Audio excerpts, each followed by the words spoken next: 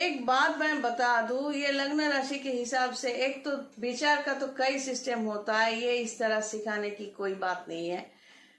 बात यह है कि अगर ये आपका लग्न या राशि पकड़ते हैं तो ये 4th हाउस अगर होते हैं तो ये ऑपोजिट इन 180 डिग्री में 10th हाउस भी होता है। मतलब आपका अगर वास्तु दोष आपके साथ है, वास्तु दोष साथ में होंगे तो आपके कर्म के जगह पर भी आपके ऊपर आंच आ सकते हैं, आ सकता है।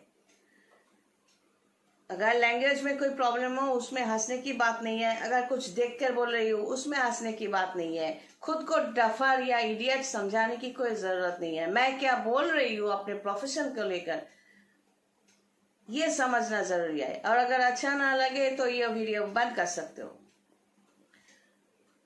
तो मेरे कहने का मतलब है, जो वास्तु का प्रॉब्लम होता है तो उसका ऑपोजिट साइड है 10th हाउस, कर्म का हाउस। कर्म जो होता है उसको लेकर बहुत सारे कन्फ्यूजन्स है। ऐसे दान करने का मतलब ये नहीं, कोई काम नहीं कर रहा है उसको खाना वाना दे दिया और पैसे दे दिए तो उसको दान कहते हैं क्या?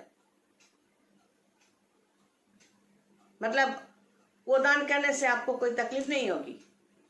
चलो करके देखो। कोई काम नहीं करना चाहता उसको काम पे लगाओ, ये सही काम है। लेकिन इसमें पुण्य की आशा मत क्या करो। पुण्य जो है, वर्चू जो है, वो अलग किस्म की चीज है, उसको समझो पहले। मैं अब वस्तु के लिए बात कर रही हूँ। ये लग्न राशि के मुताबिक अपना date of birth, place of birth, time of birth को लेकर यहाँ पर बैठेंगे, वीडियो कॉन्फ्रेंस में बैठेंगे, उसके बाद हाथ के दिखाएं, उसके बाद वास्तु के साथ कंपेयर करके आपका कर्म का जगह भी प्रॉब्लमेटिक क्यों है वो पता चल जाता है।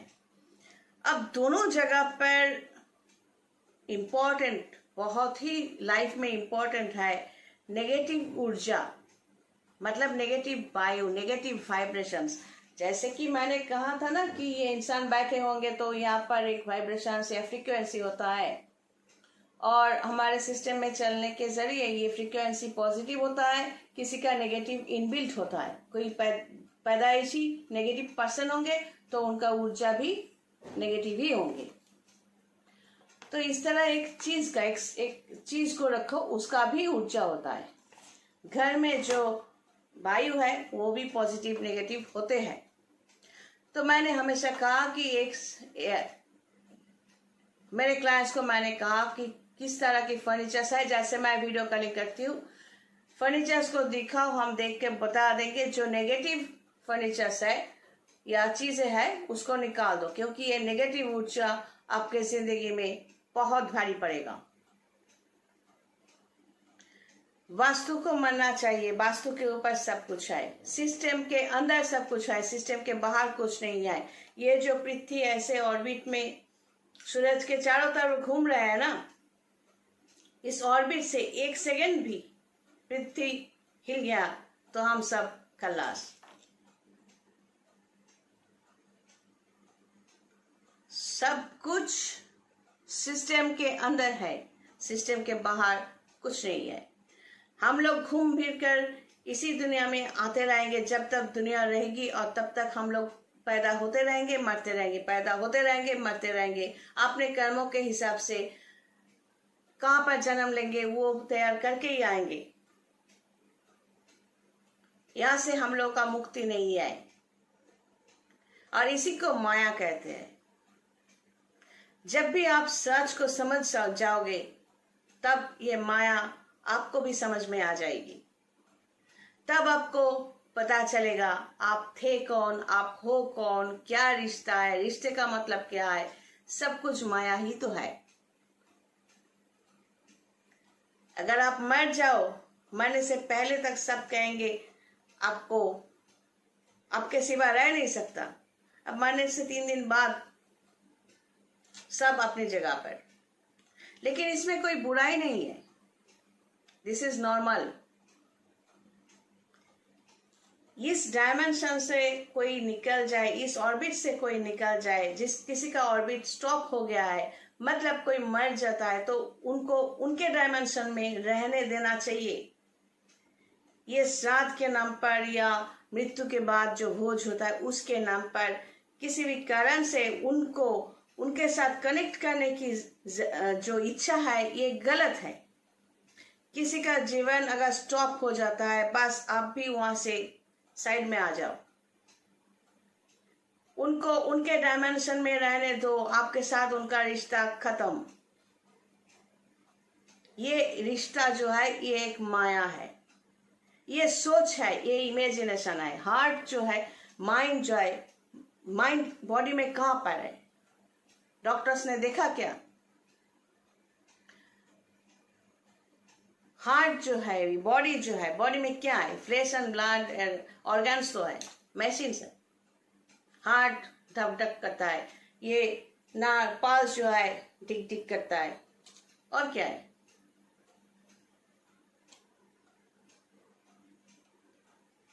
तो बी प्रैक्टिकल। 2020 में बैठकर अगर प्रैक्टिकल जगह को आप समझने की कोशिश नहीं करोगे तो क्या खप करोगे?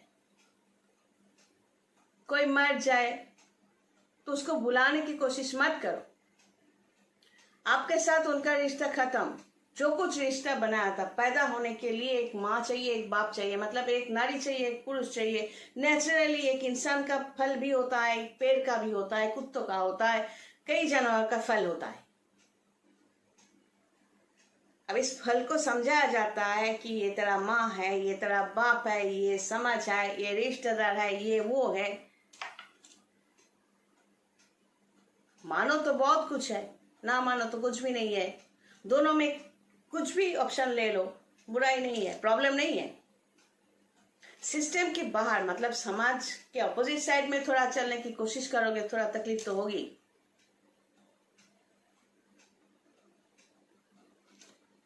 क्लासरूम में होता है ना, कुछ एवरेज स्टूडेंट्स होते हैं। टीचर जब समझाते हैं 2 मिनट बार बार पूछता है, सर सर मुझे कुछ पूछना है। जो लोग ज्यादा पूछते हैं वो समझते कम है। यहाँ पर बात ज्यादा नहीं घुसती, वहां पर वो सवाल करने में मजबूर हो जाते हैं। हम सवाल करेंगे मतलब हम कितना बुद्धिमान है। अरे पहले समझ तो ले। ये साइकोलॉजी है। हम खुद को समझाने के लिए देखो हम सवाल कर रहे हैं, सर सर, मैम मैम। वो लोग फास्ट नहीं होते, कभी नहीं। कुछ स्टूडेंट्स ऐसे बैठ के सर और मैडम क्या पहन के आए हैं उनको लेकर चर्चा करते हैं। वो वैसे ही पड़े रहते हैं, सर और मैडम का कुछ नहीं जाता। खुद को कैसे बनाओगे, कैसे ड्राइव करोगे और कैसे अपनी जिंदगी को पॉजिटिव बनाओगे और हर एक लम्हा को, हर एक सेकंड को खुशी से जी सकते हो। दुख तो जिंदगी में कई लोग होंगे आपको दुख देने के लिए आएंगे। ये तेरा ना नाक का नक्शा ठीक नहीं है, ये तेरा बाल ठीक नहीं है, ये तेरा पेट ठीक नहीं है, ये तेरे पास पैसा नहीं है, या तो तेरे पास इतने पैसे तो है तो कहां से है? तूने शादी क्यों नहीं की? अगर शादी की है तो बच्चा क्यों नहीं पैदा किया? अगर बच्चा पैदा किया है वो लड़का क्यों है या लड़की क्यों है? गोरा क्यों नहीं है, काला क्यों है, कहां पर डालेगा? ये है समाज। कहां पर नकली करता है? ये फर्नीचर लिया है, कितने का है, तू देगा क्या? ये है समाज। अब सोचो, इसको मानोगे? ब्रेनलेस आप चलाओगे या समाज आपको चलाएगा? तो समाज के रीति रिवाज को मानकर चलो ना, किसने मना किया? सोचो सोचो। जो माया है उसके पीछे नहीं। ये जो पॉजिटिव नेगेटिव टाइमिंग दे रही हूँ उसको समझो, यूज करो। पैसा तो सबको चाहिए। पॉजिटिव टाइम पे पैसा कैसे ला सकते हो और कैसे अपने नेगेटिविटी को दूर कर सकते हो, कोशिश करो। हम तो है ही आपके सर्विस में 24/7। God bless and take care.